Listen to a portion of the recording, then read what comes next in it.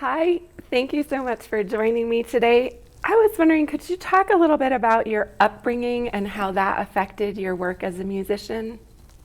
So I grew up in South Dakota, and my whole family is from the Pine Ridge Reservation in South Dakota. I grew up raised pretty traditional in my Oglala Lakota culture. That's the tribe I'm from. Going to a lot of ceremonies and just going to family functions and reunions and whatnot. And so I was always raised kind of with that. And South Dakota in the more whiter spots is very religious, very Christian. And so I didn't grow up with any of that. I grew up just kind of more in our spirituality.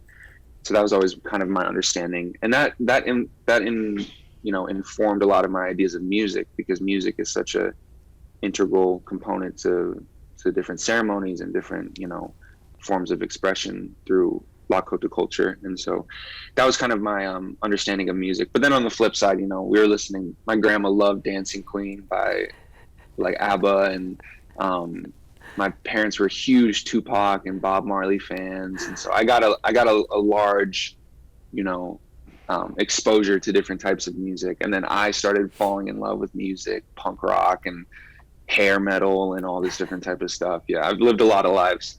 So yeah, I'm just a sponge when it comes to music and art. I love absorbing things and understanding them and analyzing them.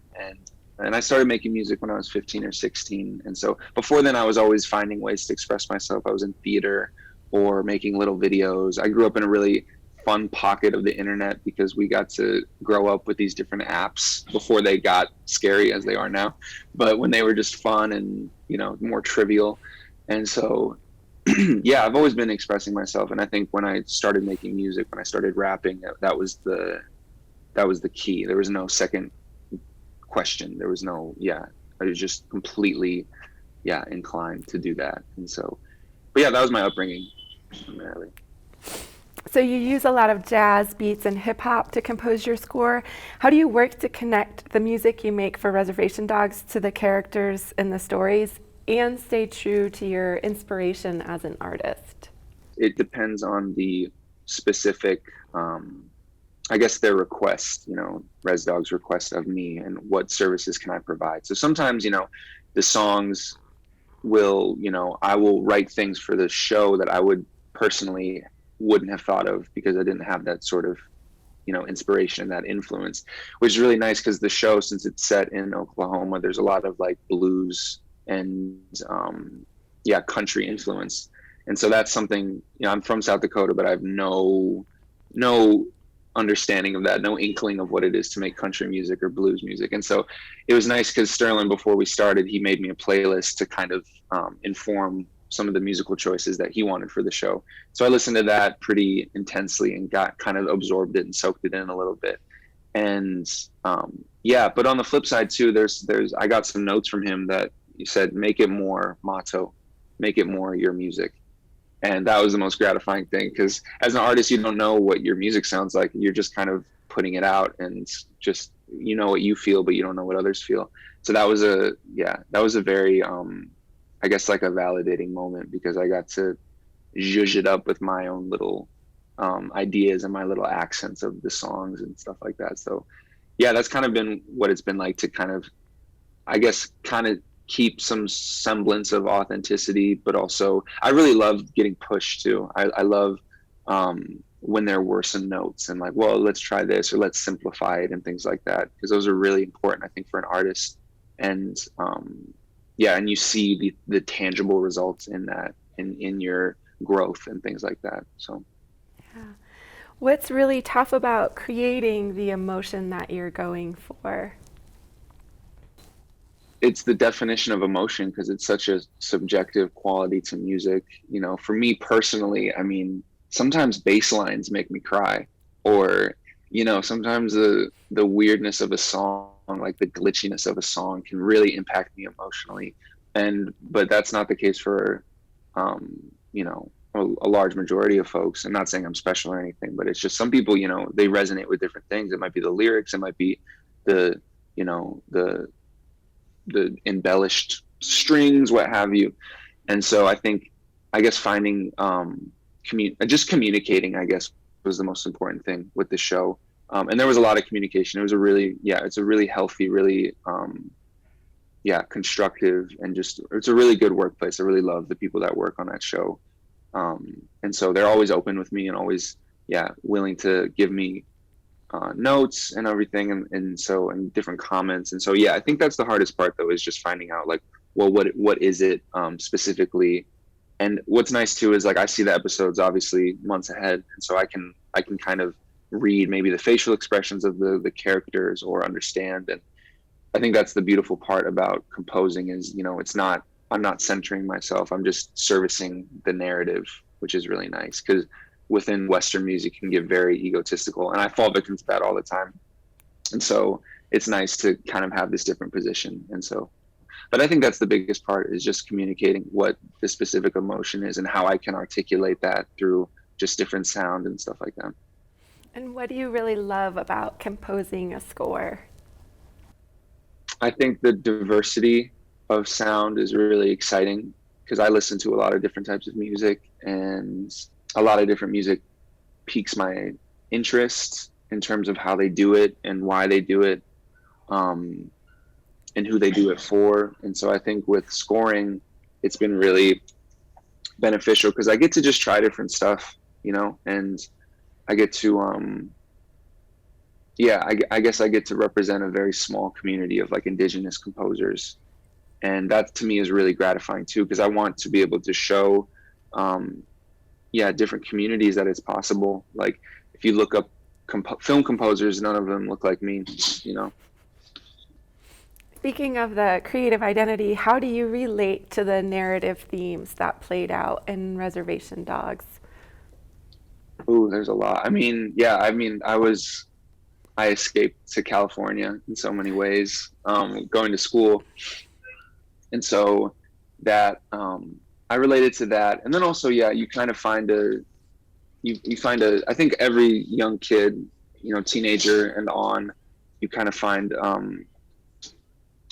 I guess you kind of reorganize your feelings with foundation and home and things. And that's a lot of what these characters deal with in the first season, is kind of situating themselves within where they grew up, and understanding, I guess the blemishes of where they might live and how it informed their experiences, and also cultural ties. Yeah, there's a lot of different things I feel like with Indigenous youth that the show represents. And I love the characters, because we all know, as like Native kids, we all know those characters so well. And it's not even from a stereotype, it's just from the specificity. And so that's really fun. But yeah, I think the show, I relate a lot to the show, just about being young and finding that balance between some traditional qualities, but also just from a contemporary lens. And I think that's what the show kind of shows. And it also, yeah, the idea of home and place and space is really important too, and finding healing elements with that. And yeah, and then it gets into, yeah, just normal stuff like friendship and backstabbing and yeah, stuff like that. So that's stuff those are very human things. But yeah, I relate a lot to the show. Is there a particular character that you relate to the most or love the most? I think about this a lot, because there's a good amount. I mean, Spirit is, yeah, Dallas Goldtooth's character. I mean, that show, like so I got the pilot back in, I think, February 2021, and yeah, I loved the show from the start, just the whole scene with the Flame and Flamers truck and everything. But I think that scene was just beautiful. Like it was so well crafted, and his character is so, it's so vital to kind of, yeah, to deconstruct the stereotype of a lot of Native and Indigenous representation. And he's just so funny. Like, and I know Dallas too, and he's just, yeah, he's a great guy. His character is amazing. They're all, I mean, it's really hard to pick. I think Willie Jack is amazing too. She's just so, yeah, emphatic. And it's great to know like some of the actors too, just on a personal level, and seeing what they bring to the table. And yeah, it's a really beautiful thing. Officer Biggs is obviously amazing too. He's the person I've met the most in my life, in my own community. Like, hey, and just all these different sayings, and the way he acts, and the sacredness, and yeah. So he's super relatable. I have a lot of, yeah, people in my life who are like that. But yeah, there's a lot of great characters. I really love all of them. What do you hope to achieve with your work, and why is your work important to you? It's a large reason of like why I'm here. You know, I think that's like the service that I provide for folks is to, yeah, just be a source of representation, but also be a source of entertainment and escapism and inspiration and influence. And I held so much. I held the people who I looked up to in such high regard, and not from like a moral standpoint, but just from a creative standpoint. Like they gave me these tools and they gave me the keys to know that I could do it as well. And so there's so many influences that I had growing up and still do. But I think that's something I've learned through my music and just from doing shows and interacting with a lot of younger kids and older people as well. It's just like sometimes people need something to show that they can do it themselves. They kind of need the motivation or the momentum or the familiar face or someone from their communities.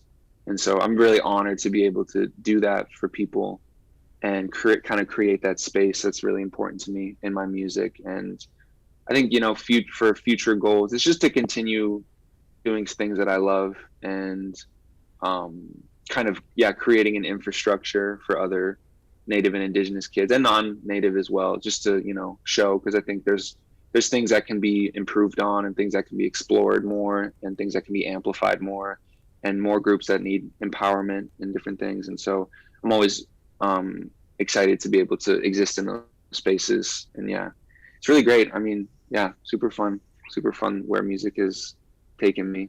And I'm excited to continue to do it. And just on a fun level, just make music and rap and be silly. And yeah, I love that type of stuff.